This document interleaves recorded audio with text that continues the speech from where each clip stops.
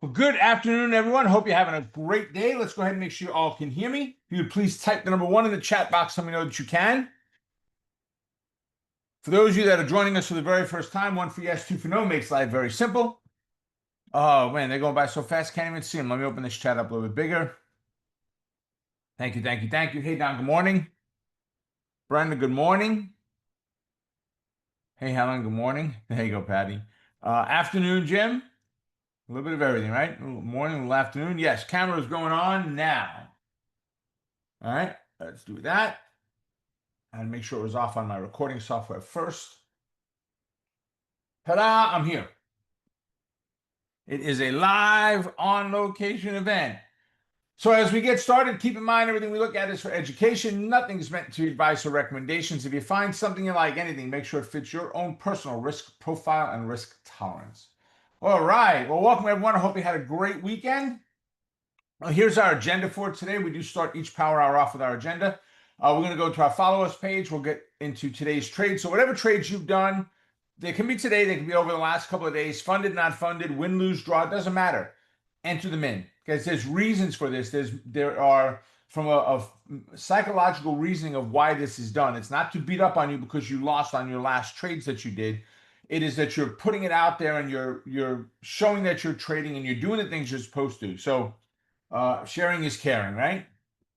Economic reports will be after that. Market review, upcoming trainings, our weekly training topic, and then your stocks review. That's at the very end of our training. That is where you put the candidates in that you are interested in seeing and having me analyze for you.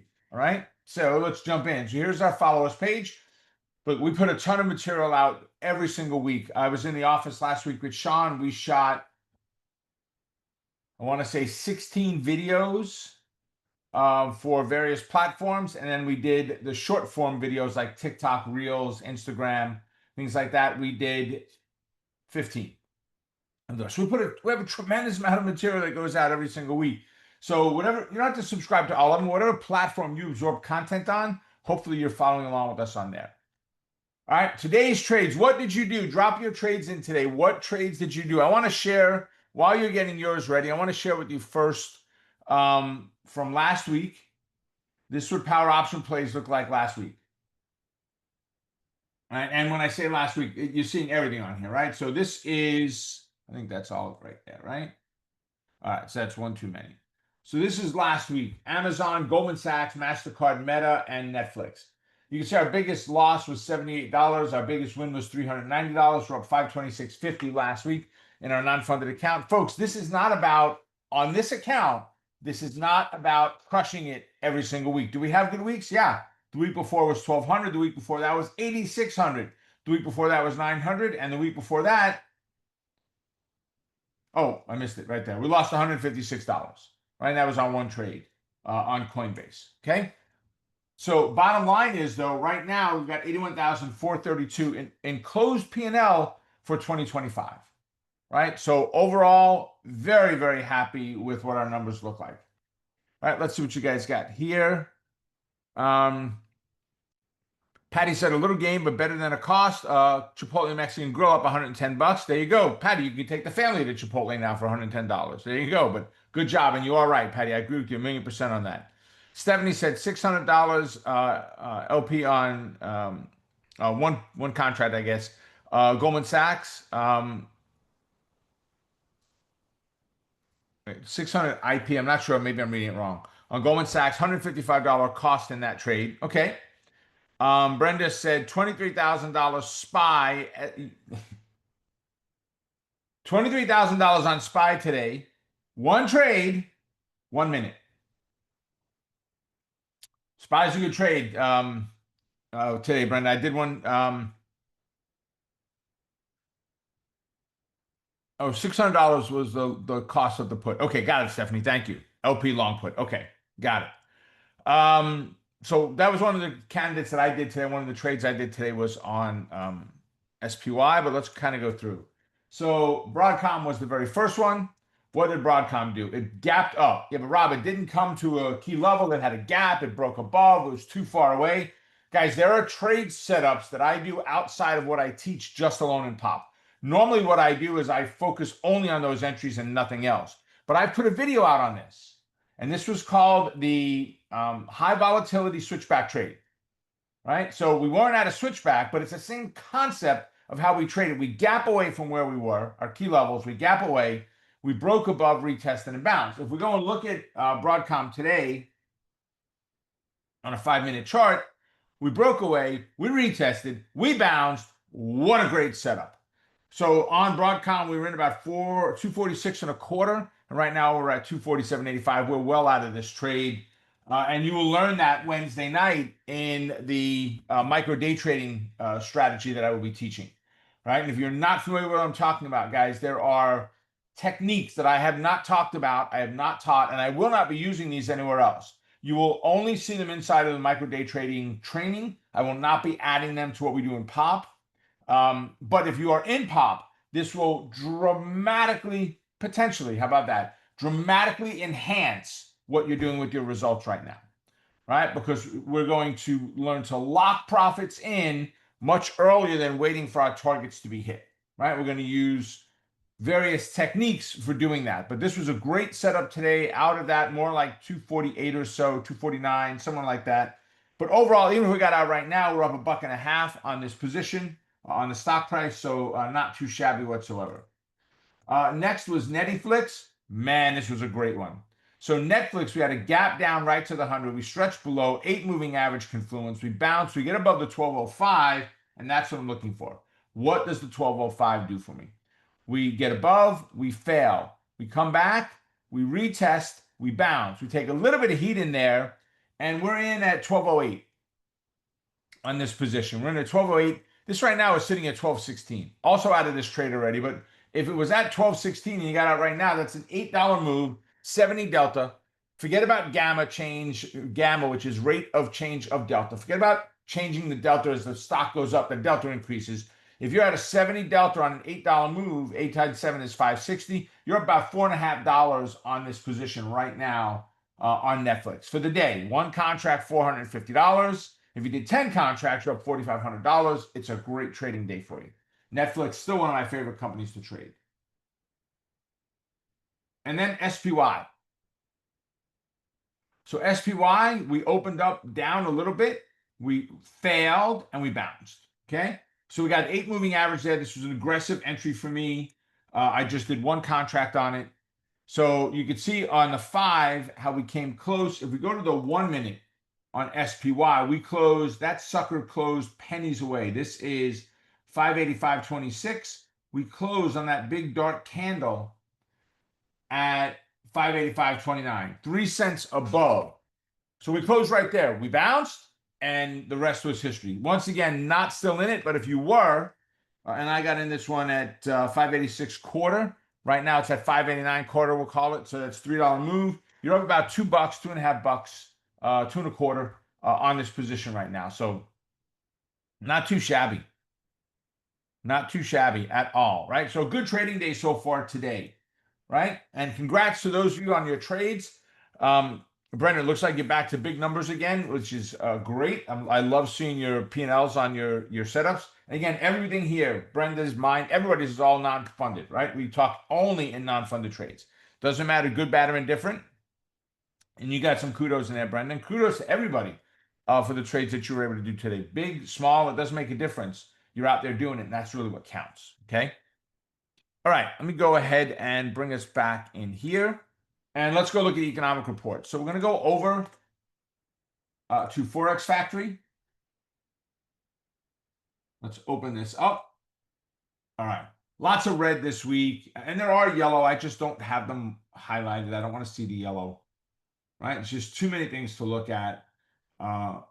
Goolsby speaks. Cook speaks. Logan speaks. I don't care about speaks. Right? They're not ones that are important to me. If they're important, they're going to be in orange or red. So, and usually unless it's the Fed chair speaking, we're not getting red. So let's see. Today, we have 1 o'clock. Right as we finish up, Powell is speaking today. All right? So now if you want to see more about it, click on the folder, opens it up. Due to deliver opening remarks at the Federal Reserve Board of Governors International Finance Division 75th Anniversary Conference in Washington, D.C. right? Usual effect, more hawkish than expected is good for currency, blah, blah, blah. So you can read more about what's going on there. Make sure you click the X to get out of it because it can be a little tricky on there. Do I expect to see anything crazy come from him? No, but it can. And that's why it's in red. So if you're trading through this, you've got to be conscious that this is happening and there could be something said at those opening remarks that causes the market to move one direction or another. I don't care what President Trump says. We're keeping rates high for the next 4 years. Right? I mean, will he say that? Of course not. But if he did, you're talking about a dramatic effect on the overall market. And kind of dictatorship tech stepping in there. Yeah, Roman said you better be ready to get out with profit. Yep, I agree. It's time to take your money off the table. If you're not quick enough to manage this as it's happening, you may want to have a tight stop set up on there, a trailing stop or something as he's talking. Tomorrow we've got 10 o'clock jolts, which is job openings. That's at 10 a.m. Markets open, which means if you're in a trade, this could dramatically affect it. This is a major Fed economic indicator, so they will be looking at this tomorrow. The Fed's not going to do anything tomorrow, but they are paying attention to it. If they pay attention to it, Wall Street pays attention to it. Okay, so it's a big report. Then we've got Wednesday at 8:15, ADP non-farm payroll. It's kind of like job openings, except ADP does it on their own sampling instead of the U.S. government. 10 o'clock tomorrow is Purchasing Managers Index, PMI. That is a big report, right? What are companies spending on raw materials? Unemployment is 8:30, big report, but it's before the market opens. Unless you're trading futures, it's not going to affect you. And then Friday is all pre-market. Once again, every one of those, and including unemployment, are all things that the Fed looks at. So every one of these things leading up to the end of this week are all reports that the Fed will use in helping them to decipher, should we raise, should we keep rates the same, should we drop rates? Once again, I am very much in the camp that we should have dropped already. I believe we should be down a full point by now, and we're just not seeing it at this point. So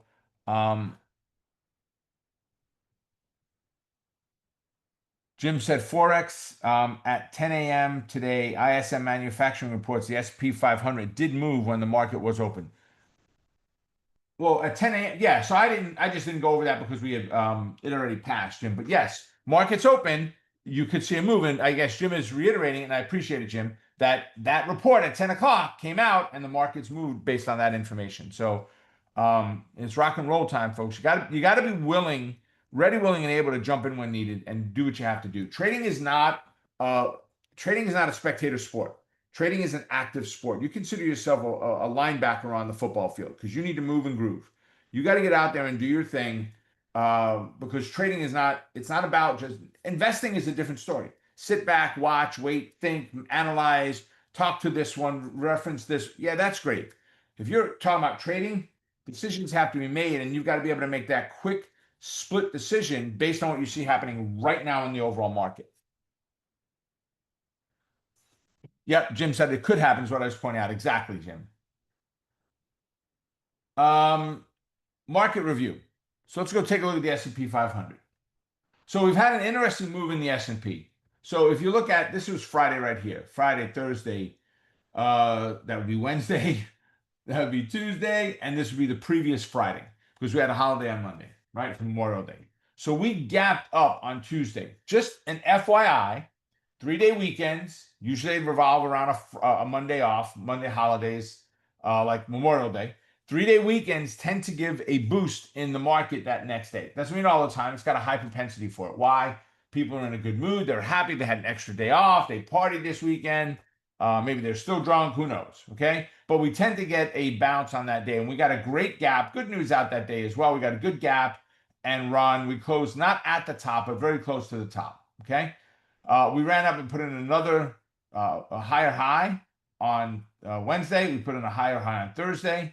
Friday, we pulled back a little bit. Not surprising after what we saw on Friday, on the rest of the week, Tuesday, Wednesday, Thursday. Pulled back a little bit. Nothing upsetting there at all. Whatsoever. We're down 6.5, call it 7 points right now from the close yesterday. Again, am I worried about it? No, I'm really not. Break the 21 moving average, yeah, or break even the 118 on a close, yeah, I'll be more concerned. but I'm not worried until we break the actually, I'm not. That's not even true. It's not the 21. I'm looking at that recent swing low, right? It was a higher. We had a low, a higher low, a higher low. Break that low, which basically is to break this line. Now I start to have concern. And what does concern mean? Don't take this as the market's coming to an end. I don't look at it that way. I don't believe that's what's happening. I saw an analyst earlier. I don't know who he was, but made a comment that we've been buying on dips and bounces. So we've bought recently on these bounces that we've had in there, and we expect to do this again, even more often yet this year. This is not the end. We expect more pullbacks to take place. I think what we're seeing happening right now in companies like Tesla, where we're getting this pullback. Tesla had this massive move, right? We'll go back to the S&P, but Tesla had this massive move. This pullback, folks, I'm waiting for another opportunity. Is there another buying place? We ran up nicely. We pulled back. Can we get to a key level and bounce off that key level, give you another opportunity to either A, add to your portfolio, or B, buy for the very first time? You should not be buying as the market is dropping like this. That's trying to catch a falling knife, right? Or a falling piano. Just get out of the way, let it hit the ground, pick the pieces up later. Okay? I don't care how valuable the piano is, just get out of the way. You're not going to catch it. Okay? Just might you be right? You might be right. You might be spot on, dead on with the right. This is where it bounces right here. You might be. I'm not saying that doesn't happen, but the probability is not there. Let it bounce. Let it get to a key level. Let me be confident in where it's sitting right now, and it wasn't a head fake that we move back up to resistance and fail, and we've gotten in here, too early, right? So let it. But these types of moves are what big investors right now are looking for. They want the pullbacks. They're not interested in this. Oops. They're not interested in this type of move. They're interested in this type of move. This is very difficult to pick. What was this the right place to buy? Was this the right play? Oh, I thought it was going to pull back here. Well, it didn't pull back there. Could it pull back? Yeah, the trend is your friend, Brenda. Exactly.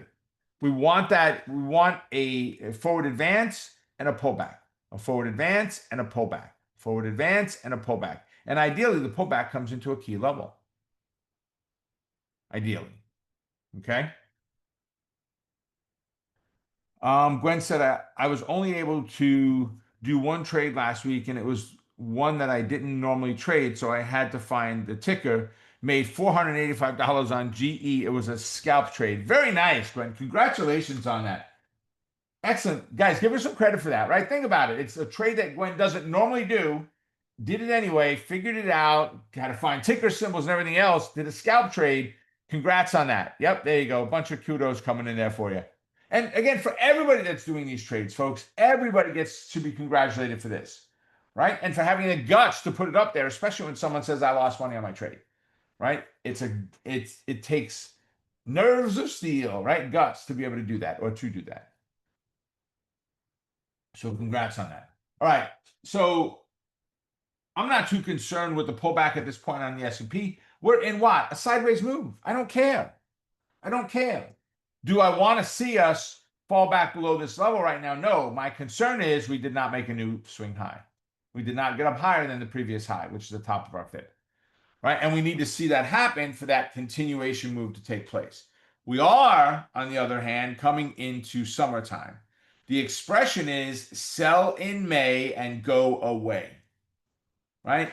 May, June, July, August, we tend to get lower percentage moves.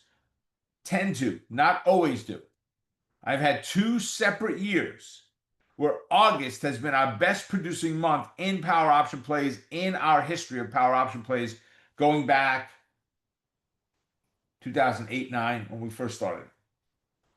Right? They're the best years we've ever had. Right? Phenomenal trading in there. Why? Right? I don't know why. And I don't care. I don't look at it and say, all right, August is a bad month, I don't trade. I look at it and say, where's the setup? I'm going to trade the setup. When it does what I needed to do and I'm out of the trade, I'm out of the trade. Did I win? Was it a good trade? Yes. If I did what I was supposed to do and I got out of the trade and it was a cost, was it a good trade? Yes. I followed my plan. That's what makes it a good trade, not a win. The win is the bonus. If you know that you have a 68% win rate.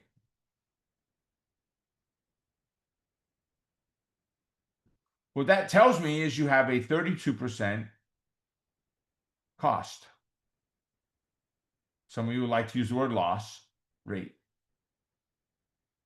Right? So 32 out of every 100 trades you do are, not might, not could, are going to go against you.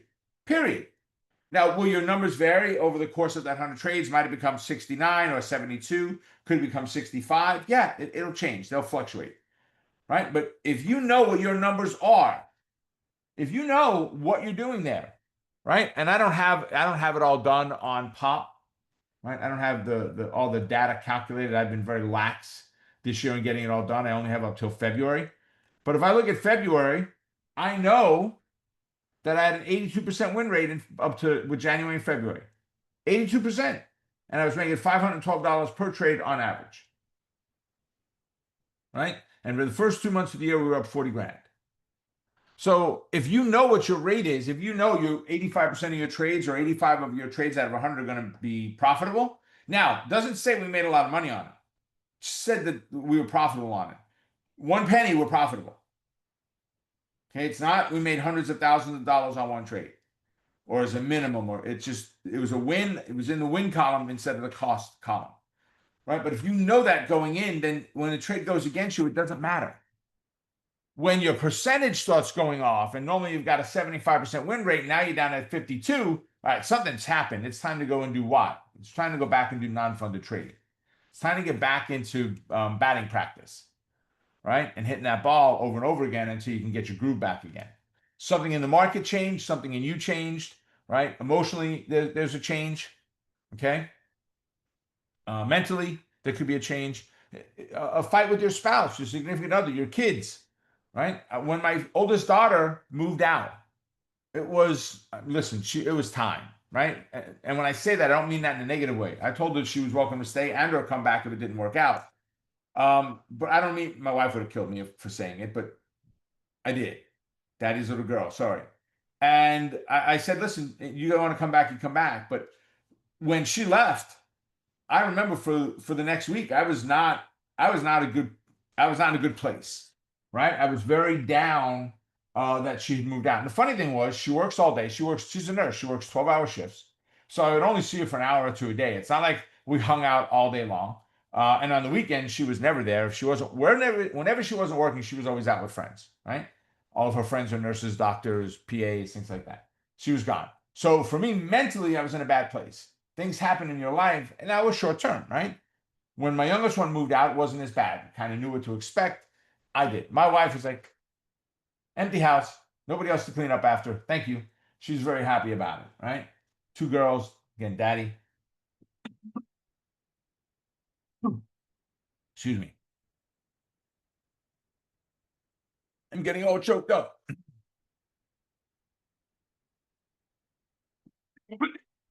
Just tickling my back of my throat. So, where do we see the S&P 500 from here? Excuse me.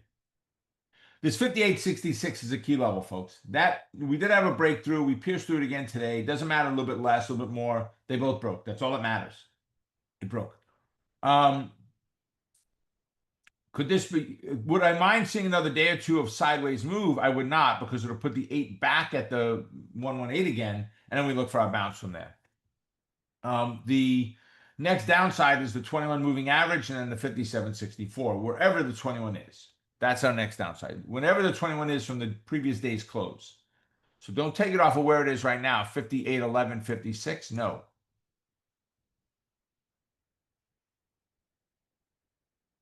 $58.02.24. That's where I'd snap my line, right at that level. Okay? Now, important to point out that the all-time high is right here. And that was back on February 19th. Right? That's where we ran out of steam on our fib. We failed, and that became the new top of our fib, our swing high. And there, which we violated. We've had other fibs in between. But we're not that far away. We're talking about, what are we at? 61.52 or so? 61.47. It looks like 43. You can't get an exact number on here. There you go. 0 and 1. 61.47.43. So we got it right there. So yes, that is our all-time high, and we're at 5,900. So we're talking about 250 points away from an all-time high. So the market itself, from coming back from the bowels of hell, hitting 20% correction for the 52 weeks, previous 52 weeks, we took a really nice bounce off of that 4,800-ish, we're close, but ish level. Took a really nice bounce. We had a lot of slop in there for, it was about a month overall of mess. And then some really nice, consistent moves out there. So if we look at the VIX, look at fear, we're still in the lower echelon of our green zone. If I push this in and get rid of all of these high peaks up to 60, soon enough, it'll be gone by itself, right? You can see a little bit more movement inside of here. We're sitting at 1909. The bottom of our green zone is 18, maybe off a little bit on the drawing because I got to draw actual rectangles. There's no way of drawing a green zone like this in there horizontally. So overall, we're fine. We're up 52 cents today. It's nothing, right? Absolutely nothing. Okay. So I am looking for the bounce off of that 118 level, and we're targeting the zero line as our next upside target. And I need to break through the retest and the bounce, but my only problem is I do have a 6,000 level right there. Now it's 1,000-point level, much stronger than a 100-point level. Huge psychological level for traders. Tremendous psychological level. But again, we've been there before. We've gone through this. So it's not like we haven't, but it's been a while since we've been up there. When was the last time we were above 6,000? So that ended on February 21st was the last time we closed above 6,000. Here was 59.83. Yeah, so Feb 21. All right, so it's been a little bit of time since that's transpired for us. All right. So overall, I am bullish on the market, but cautious. Right. We've had now within the last 3 weeks, we've had a lot of movement between the 118 and the 0. We've been stuck in there with the exception of just a handful of days that we've broken out. Okay. So I need a break. Which way? I hope it breaks to the upside, but if it breaks to the downside, I'm going to trade the market at hand. I don't care. Don't get so pigeonholed that you can't trade in a direction. That is why I believe that trading, the trade with Robs, the switchback trades are so important because it gives you two opportunities on which way the stock can go. And you're not pigeonholed and stuck into one trade. All right, let's go back into the presentation. Upcoming training. So tonight we've got Inner Circle. Is coming up this evening at 7 p.m. Patterns in a Flash Q&A for everybody in Patterns in a Flash. You're automatically registered. That is tonight at 8 p.m. Mastermind is tomorrow, which is 8 p.m. Micro day trading, one and only one, folks. This is it. Andrew, drop a link in there, please. If you do not register for it now, there will be no more live showing of it. It will not be available. And when it does go, right, folks, it's $29. It's $29 for micro day trading. And I know a lot of you have already registered for it because Amelia gave me a number earlier today, which is probably 3 times more than I thought we had in there. But that is tomorrow night at 8 p.m. I'm calling it a 1-hour class. I don't think so. But that's why we priced it at $29 too. So, haha, it kind of gets around that a little bit. So, but I think we're going to be closer to an hour and a half, could push 2 hours. We're not going to finish until we finish tomorrow night. We're not doing this the second day. And then June 9th, which I think is next week, yeah, is Trading You. Right, and we've got Power Hour Trading Coaches Playbook on the regular schedule, as is Power Option Plays, Covered Call Explorer, E-mini Think Tank. And then Trade Signals, new training with coming up on the 3rd, the 5th, the 11th, and the 12th. And you can see the times there, some 8 and some 12 p.m.s, right? And that is Tony with Trade Signals. So check it out, guys. You really don't want to miss out on that. Let me see what we got here.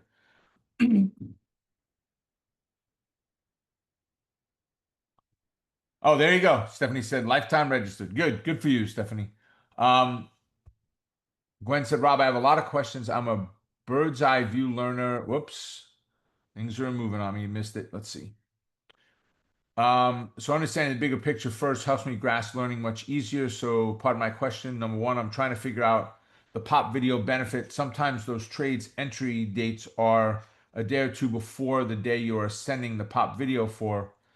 So the trades that I'm showing you that we took are ones that I'm showing in the pop video, Glenn. So what I do is on Tuesday, excuse me, tomorrow, we'll do a video update. Okay?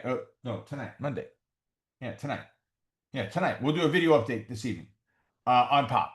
That video is going to show anything that happened between today's trading day and Friday's trading day because our last video was on Thursday. Right? And then I'm going to tell you this is what we're looking for the next week. So let me open up the regular Pop document. I'll just share it with everybody. Let's see.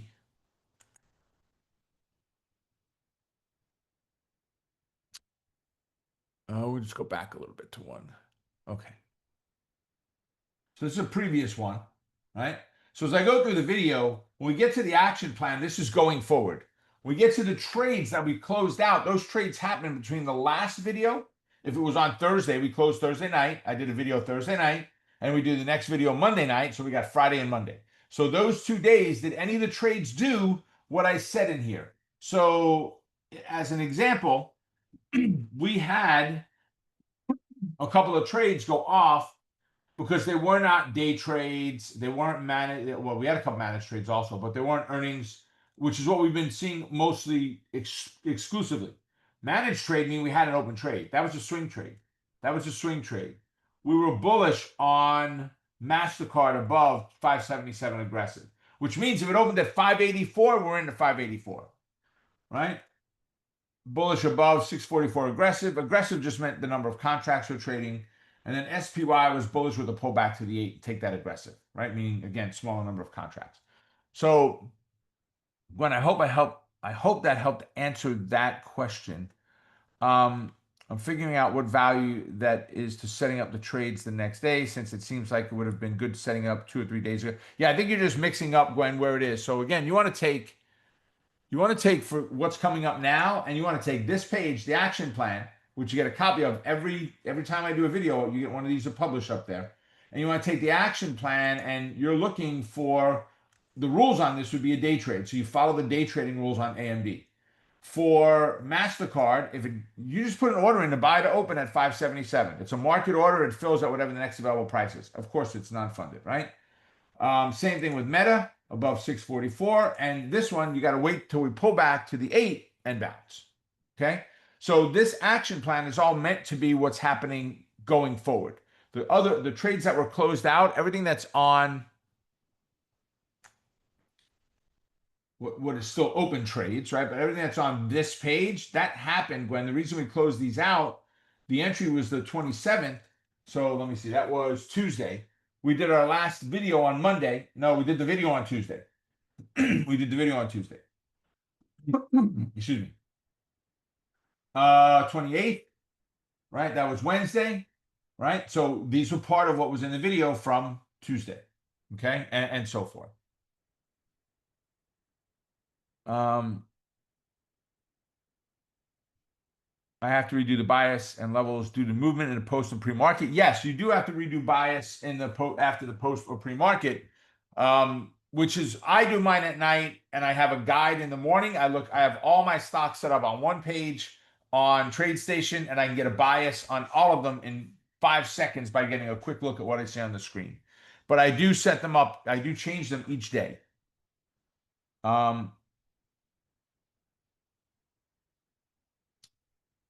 June 4th. Yeah, Jim, June 4th is Wednesday. If I said tomorrow, my bad. June 4th is Wednesday. Tomorrow is tomorrow's Mastermind Group. I'm teaching Mastermind Group, so I couldn't be teaching micro day trading the same day. But Mastermind Group is tomorrow, but thank you for that, Jim. Micro day trading live is going to be on the 4th, which is Wednesday. Okay? All right. Come on. Weekly training topic. Trading a mid-level VIX. All right. What does that mean? Well, we go back to VIX. You first have to understand, you don't gotta do anything, but you first have to understand my VIX levels.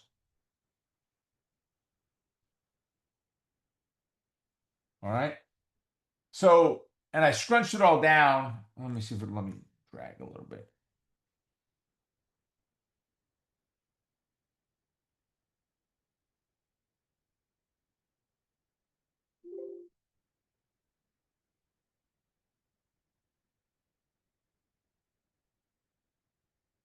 Come on.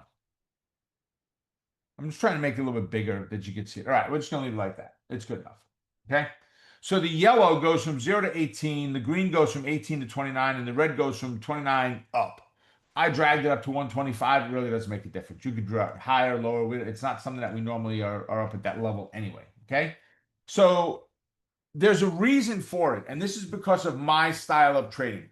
You should set your VIX up for your style of trading. In other words, if you are purely a directional trader, which I am not, but if you're purely a directional trader, then a lower VIX is the best VIX for you. Okay. Now, am I talking about going down to 2? No, I'm not. But you may have, because if we go back and look historically, not that long ago, this year, you'll see multiple hits at 14. We were down here at 12 and jingle, right? Multiple hits down there. You may want to be, so, and go back and look historically. You see, I've got a lot of blue lines snapped on, horizontal lines snapped on my VIX. Go back historically, look at what the VIX has done, find key levels that are important, okay? And then decipher where the upper range of your normal should be. So for me, because I am a trader that focuses on directional trades, buying calls and puts, and selling positions, whether it's iron condors, covered calls, naked puts, credit spreads, debit spreads, and the likes, right? I mean, those are primarily the ones I do. Because of that, I need to have the VIX at a moderate level to be able to do both.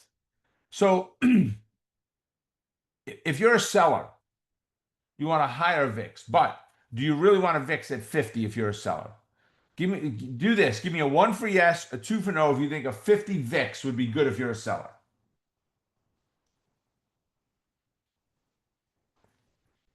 This is an interesting question.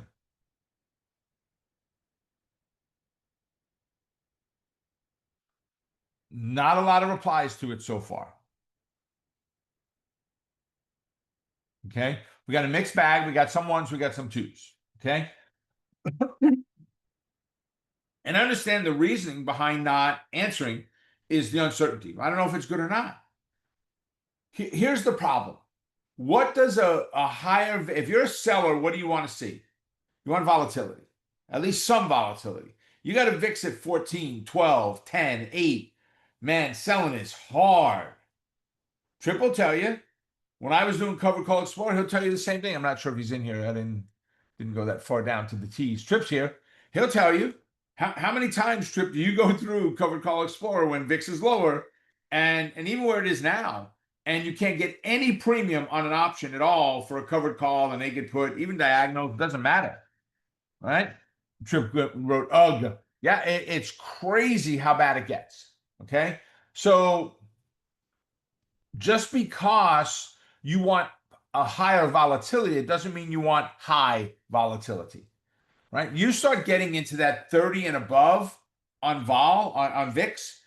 To me, your volatility is doing other things. That VIX is doing something else. The uncertainty of the concern of a bearish move is causing the market maker to increase the implied volatility on the options, which is increasing the overall price. The market maker is opening up the bid-ask spread to protect themselves in case you happen to be the one that hits enter, gets in at the perfect moment before the market flips over and they get their head handed to them.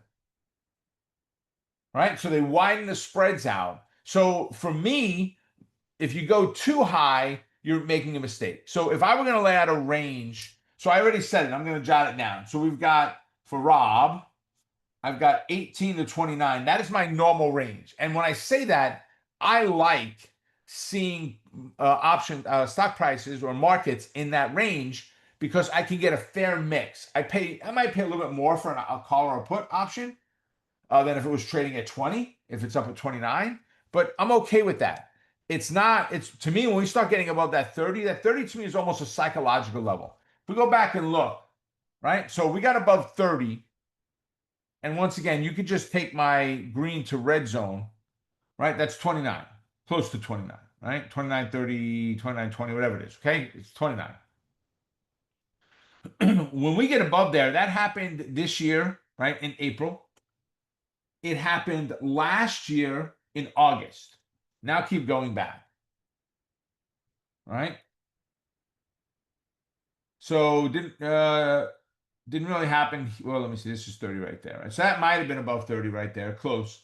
But we had a bunch of it happening in here in 21 and 22. And ever since COVID, which is back here in 19, we go back historically, we had some times we got above 30, right? We had here and here and here, but it's not our norm, right? So 30 to me has always been the fear zone, right? Above that is where massive fear kicks in. I think it's the retail model that you go to the store and the whatever you're buying, a phone or a clock or a monitor is not $100, it's $99.99. Why? Because that's a psychological level out there of price point that will make someone have more of an opportunity to buy. The company doesn't care about the penny.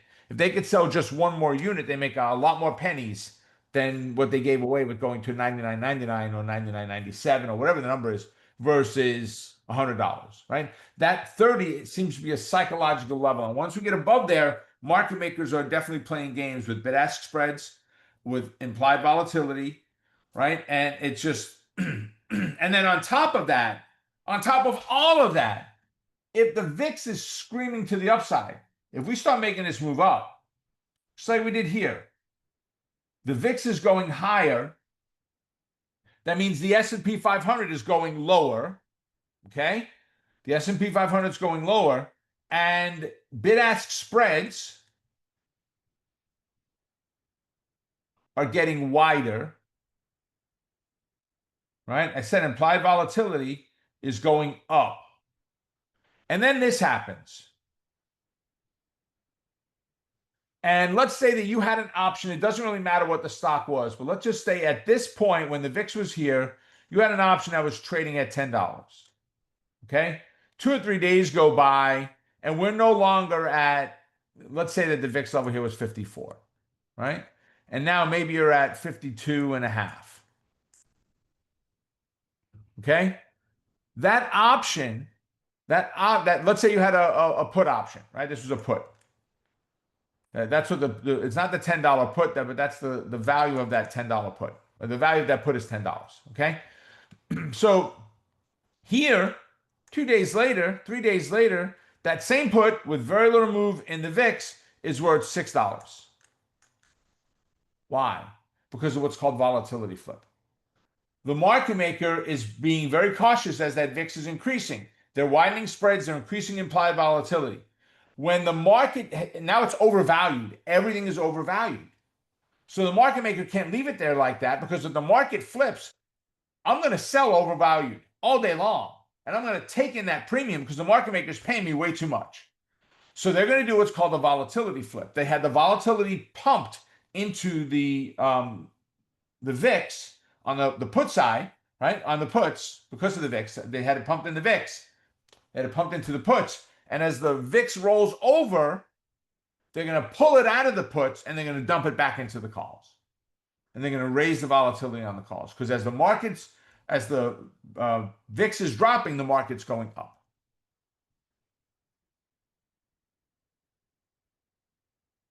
Brenda said, what do we do when they do away with the penny? I have no idea what they're going to do with that. They're going to do away with it, but they're not going to outlaw pennies. So, I mean, I've asked 2 different retailers their take on it. One retailer said people are still going to have pennies. So we're not worried about it at all. One other company a hardware store that I was at this weekend said we will no longer accept pennies. If it comes out to be $10.01, we're rolling it up to $10.05. And his justification was the average family that's going to be maybe $4, $5 a year, it's going to cost them. That's it. I don't think the market's going to stop trading in pennies, is what I'm getting at, Brendan. Um, uh, let's see. Amelia said 50 VIX gives me more choices of candidates to sell. Exactly. Um, yeah.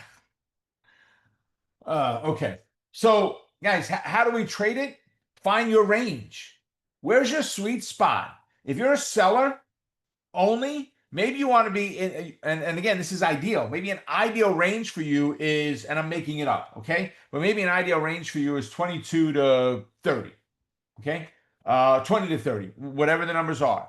That doesn't mean you can't sell below there, but you have to understand that when you get, for me, I get into the yellow zone, I know that selling is harder. So I am more focused on what I'm doing as a buyer than I am as a seller. When I get into the red zone, I normally tend to drop down the number of contracts I trade. Why? Because it's too volatile. I don't want to not trade. I'm not scared away to not trade. Now, don't get me wrong. On this day when we gapped up, was that a scary day to try to trade? Yeah, it was. Now, I remember what the S&P did that day, taking off, right? But that's a rough day when you get that kind of move. It's like, oh, wait a second. What am I supposed to do now? Is that an overreaction? Is there bad news versus good news coming out next? What? And there's a freeze factor that takes place of it's just hard to make a decision of should I do it? To me, it's almost better off. To me, it is better off to just say next, and I'm going to walk away. Actually, do I have it in here? Yeah.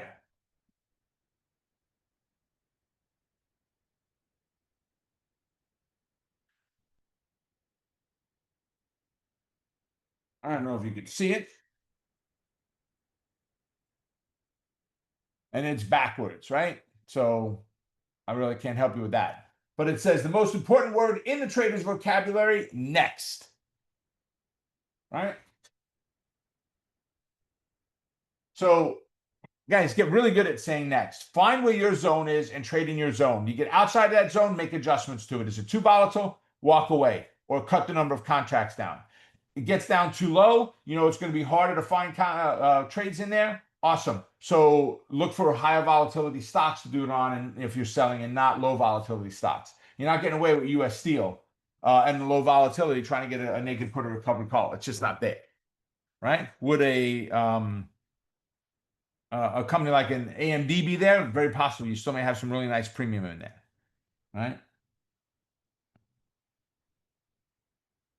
Oh, it's not backwards? Okay, it just shows backwards on my camera. So I'm glad you guys were able to read it. When I look at, because I have a camera of me that shows the, anybody that's on camera, I could see it, which is just me.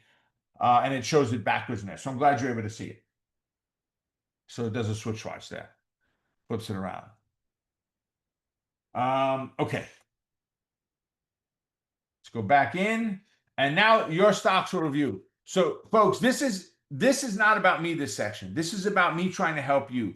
What stocks do you want me to take a look at? Drop them in. I will do as many as I can. If you don't have any that you're interested in looking at, we end the workshop early. No problem, no harm, no foul. Right? This is all about you guys. Brenda's already got her 2 in there. So let's see what we got. All right. What I'm going to do is I'm going to switch my symbol grid out and go to all symbols. Just going to get off of this page because I don't like to click on the red boxes there. They just get crazy. QQQ. All right. All right, so on the Qs, we did a new fib on this last week, I think, or so. We drew this, and we just got to give it a second for everything to come into play there, right? So, which just did. So I like where we're at right now, right? So, Brenda, I think you asked this one last week, right? Which would have been on Tuesday, which is right here. So we had run nicely into resistance. We needed to break out to retest the bounce. We kind of break even on Friday. I'm sorry, Wednesday. It opened up and dropped right at resistance, a little bit higher high. Gapped up nicely on Thursday, and then Friday was a pullback. So now where are we? We're bouncing off of the 8. Am I confident enough to bounce off the 8 to take a trade? The answer is no. That's not me, right? So get above the 522.53. Get above the 522.53, pull back and bounce. Doesn't have to come all the way down to it. Just get near it. 523, something like that. Just somewhere to bounce off it. 535 is resistance. I'd set a target probably about 533.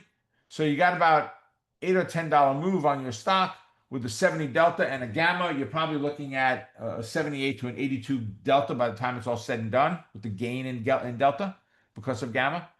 So you got a nice opportunity there, but we're not there today, right? And really, bottom line, Brenda, I wouldn't mind if we broke above and went sideways for 2 or 3 days, give the 8 a chance to catch up.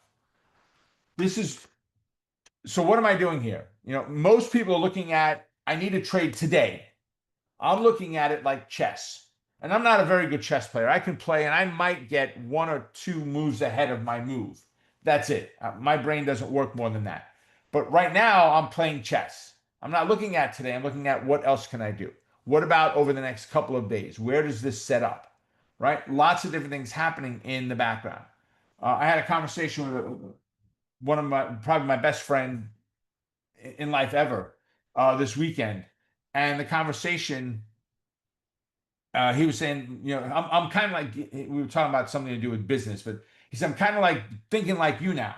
And I said, Steve, it's actually really scary to me to think that if anybody could ever get into my head and have to see the way that I put things together and I build them out, I said it would be scary for them and scary for me that what might happen to them if they thought this way. I do it the way that makes sense for me, right? You've got to do the exact same thing. You've got to build this out for you. So based on this, I'd like the breakout, the retest, the bounce. If we can get a sideways move a couple of days, I would like it even more, right? And then there's GLD. Lots of conversations around this right now because of what's going on in gold. So we're no longer near the all-time highs. Let's see, Um, I haven't checked since last week. Let's see where crypto is just to kind of match up to it and see what's going on right now. So Bitcoin's down to 104,000 right now per coin. But that's some of what we're seeing pulling back in here. I think there's a lot more money coming out and going into crypto right now than there is going into um, gold. Doesn't mean people are not investing in gold. I think it's a great investment, has been for a very long time. Okay. Gold, silver, and the likes. I own actual coin. And the currency type of it versus the GLDs of the world, but either way works. Okay, there's opportunities in both. So same thing, pull back to the 307 and bounce. So we're looking at 317 as our next target. I like that we did get above Brenda the previous high, so I like that a lot. But I need to pull back to the 307 and bounce. So I hope that helps, Brenda. Let me know down in the comments below. Google, Patty's asking for. So let's get today's candle in there. Dun, dun, dun, dun. Oh, it is. Okay. So I like where we're at, Patty. I just needed to move back above the 8 moving average, which is that 170 level. Right. So we came back. We had a retest on Friday. We did it again today. We're bouncing. If we can get a move up, great. If we don't move up today, and the market closes, I'd want a small pullback towards that 168.60 and a bounce, if at all possible, before taking the entry in the trade.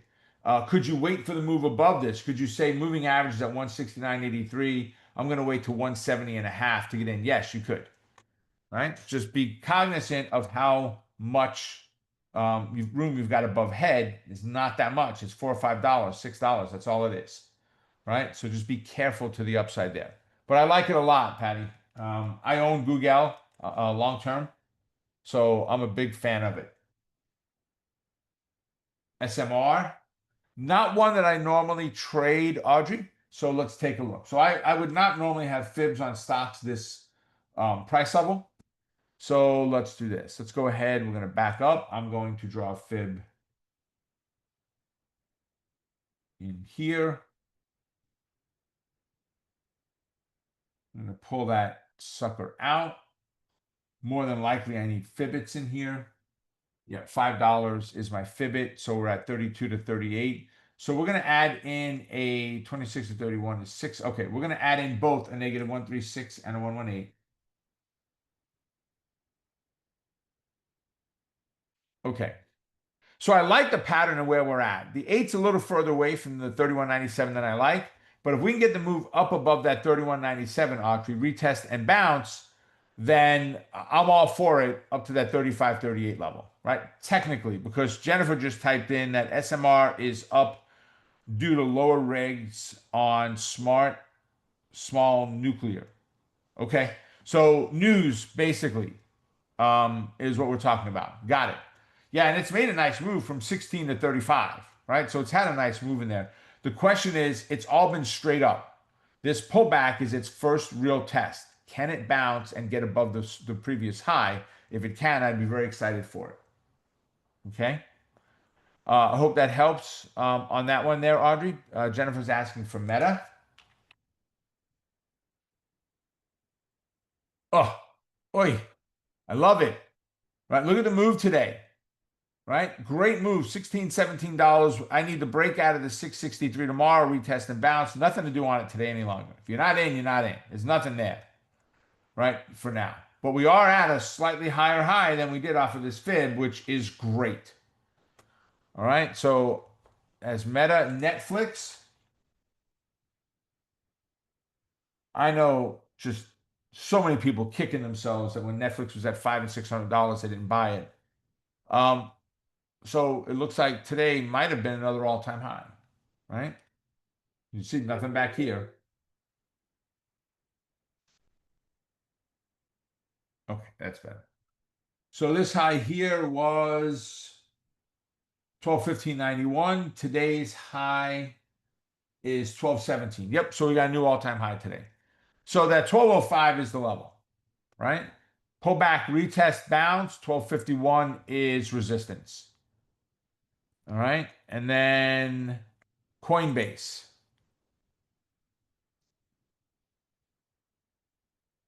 Coinbase, Jennifer, they pulled back into a bullish neutral bias. I need it above 260 before I do anything. Right? I would not trade it here, or it's got to break 234, 235. It's got to break down below this strip line for bearish. But I would really prefer, because the moving averages are in the right order, I prefer to get back above the 260 right now. Could you day trade inside of here without a doubt? Yes. Let's see. I hope that helps, Jennifer. Honeywell. When is asking for Honeywell? All right. So I don't have a fib drawn on this one. I've got a channel drawn on it.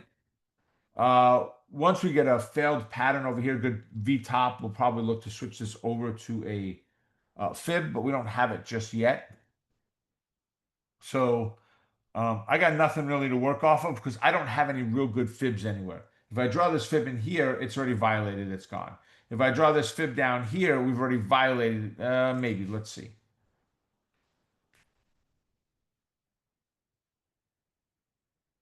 Yeah, so we broke to the upside already. Yeah, so of course we did. We broke to that high. I don't have anything to really work off of, which is why it's got a channel on it instead of a fib.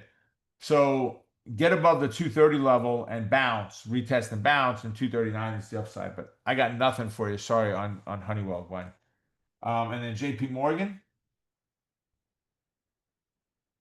53 to 69, 16 points, 10. We need Fibbits. So we're going to add a 118 and a 136, negative 136.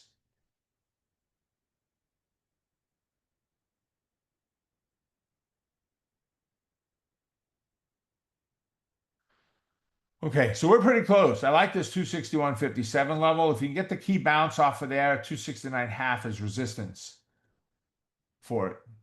Right? I wouldn't take anything on the downside though. Right? I hope that helps.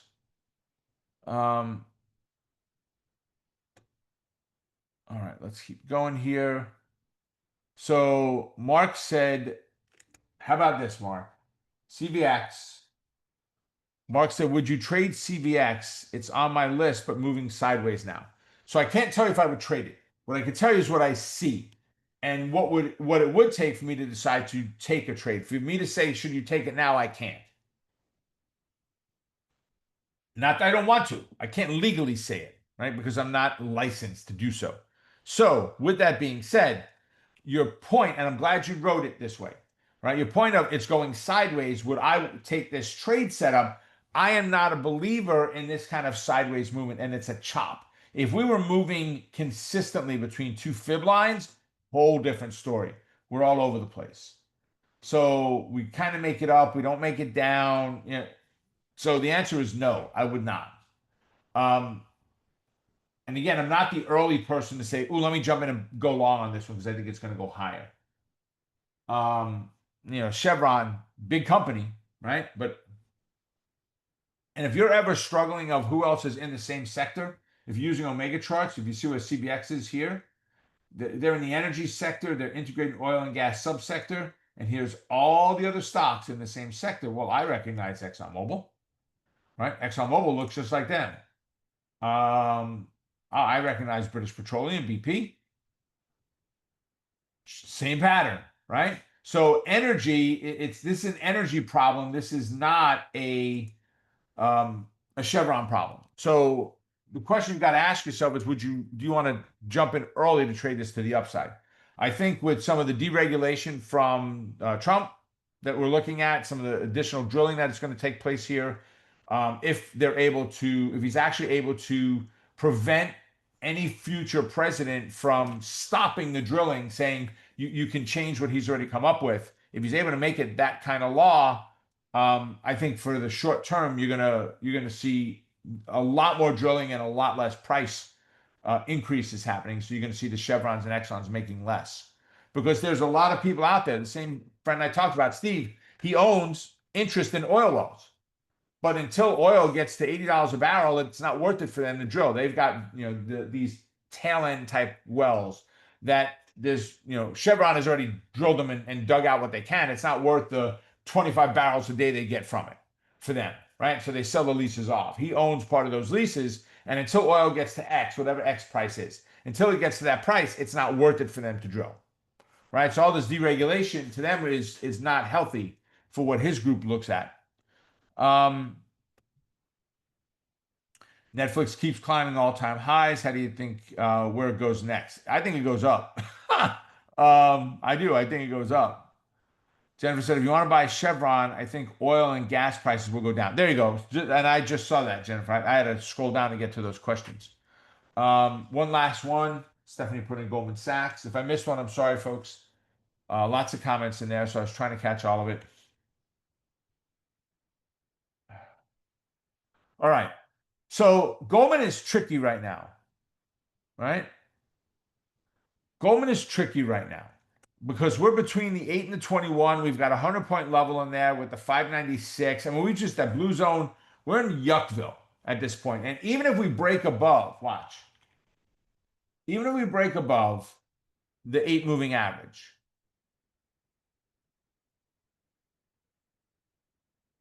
we are sitting right now at, I don't know, 30, 35% away from that fib line. It's too far.